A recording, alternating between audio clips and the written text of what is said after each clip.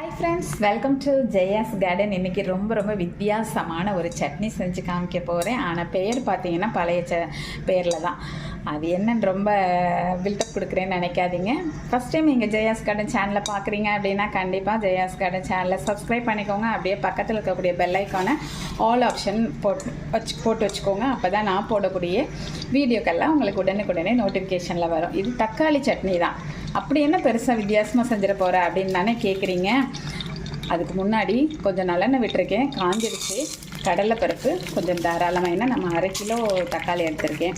சட்னினாவே கொஞ்சம் அதிகமாக தாங்க ஆகும் வீட்டில். அப்படியே மிச்சமாக இருந்தாலும் நைட்டுக்கும் சேர்த்து வச்சுக்கலாம் பார்த்தீங்களா. அதனால் நான் கொஞ்சம் கடலைப்பருப்பு அதிகமாக போடுற மாதிரி உங்களுக்கு தெரியும். நம்ம கதைக்கு வரலாம்.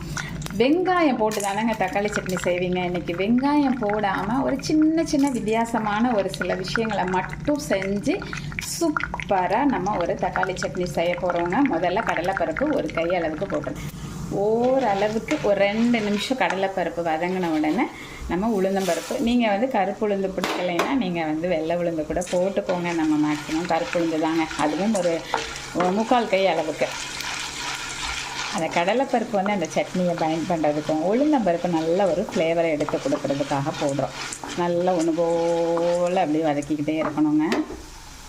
இந்த மாதிரி வதங்கும் போதே கொஞ்சமாக நம்ம பெருங்காயத்தூள் இதில் போட்டுக்கலாம். அப்போ தான் கொஞ்சம் நல்லா அது பொரிஞ்சு நல்ல ஒரு மனம் கொடுக்கும். போடும்போதே நல்லா மனசு ஒன்று போல் வறுத்து எடுக்கணுங்க. இப்போ நம்ம காரத்துக்கு தகுந்த மாதிரி வத்தல் போட்டுக்கலாம். உங்கள் காரத்துக்கு தகுந்த மாதிரி போட்டுக்கோங்க. ஆனால் இதுக்கு கொஞ்சம் அதிகமாக தான் நம்ம போடணும். ஏன் அப்படின்னா நம்ம வெங்காயம் போடலை. இப்போ தக்காளியினுடைய புளிப்பு இது எடுக்கிற மாதிரி இருந்தால் தான் நல்லாவே இருக்கும். சரிங்களா. இந்த அளவு வதங்கிடுச்சா. இப்போ நம்ம வேறு ஒரு பாத்திரத்துக்கு ட்ரான்ஸ்ஃபர் பண்ணிவிட்டு அடுத்து என்ன பண்ணலான்னு பார்க்கலாம். வறுத்த ஆயிலையே திரும்பவும் ஃபில்டர் பண்ணி எடுத்துட்டு நம்ம தக்காளியை போட்டுக்கலாம். தக்காளி போட்ட உடனே நம்ம வதக்கும்போது உப்பு போட்டுட்டோம் அப்படின்னாக்க அப்படியே நல்ல அந்த இதெல்லாம் தண்ணி எல்லாம் வெளியில் நல்லா சீக்கிரமாக வதங்கும். தக்காளி ஒரு 2 வதக்கு வதக்கின உடனே ஒரு 10-20 ரூபாய் பூண்டு போட்டுக்கலாங்க. அப்போ தான் அந்த தக்காளியோடு சேர்ந்து அந்த பூண்டு இருக்கும்போது கரெக்டாக இருக்கும். தக்காளியோட தண்ணி எல்லாம் வெளியில் வந்திருக்கிற ஸ்டேஜில் நம்ம கொஞ்சமாக மிளகாய் பொடி போட்டுக்கலாம்.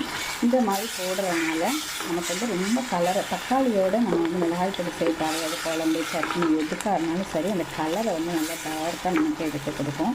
ஸோ அதுக்காக கொஞ்சமாக போட்டுக்கிறோம். அதோட கொஞ்சமாக நம்ம கருவேப்பிலையும் சேர்த்துக்கலாம்.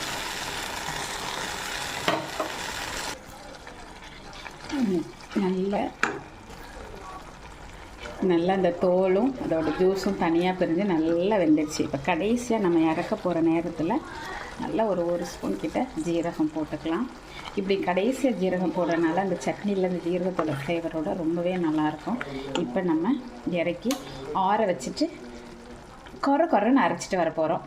அதுக்கு முன்னாடி நான் போய் இன்னும் மாடி தொட்டில் தண்ணி ஊற்றிட்டு அதுக்குள்ளே இதை ஆறிடுமா, அப்புறம் அரைச்சிட்டு என்னென்ன பண்ணுறோன்னு பார்க்கலாம். ஓகேங்களா. இந்த மாதிரி கொரப்பாக அரைச்சிட்டு வந்துட்டேங்க. அரைக்கும் போது ஒரு 2 பொருள் போட்டேன். அதை உங்ககிட்ட காமிக்காமல் போயிட்டேன், வீடியோ எடுக்க முடியலைங்க. என்னென்னா கொஞ்சோண்டு ஒரு நெல்லிக்காய் அளவுக்கு புளியும் ஒரு நெல்லிக்காய் அளவுக்கு வெல்லமும் போட்டிருக்கேன். இப்போ நம்ம எப்போதும் போல் கடுகு உளுந்து பருப்பு கருவேப்பிலை தாளிச்சு வைக்கிற வேண்டியதான். செஞ்சு பாருங்க, ஒரு மாதிரி வித்தியாசமான ஒரு சுவை இருக்கும். ஒரு வாய் வச்ச உடனே அடுத்த வாய் சாப்பிடணும் அப்படிங்கிற மாதிரி ஒரு ஃபீல் கிடைக்குங்க. கண்டிப்பாக ட்ரை பண்ணி பாருங்க. பிடிச்சிருந்தா லைக் பண்ணுங்க, ஷேர் பண்ணுங்க, கமெண்ட் பண்ணுங்க, மறக்காம சப்ஸ்கிரைப் பண்ணி சப்போர்ட் பண்ணுங்க. ஓகே, பாய் ஃப்ரெண்ட்.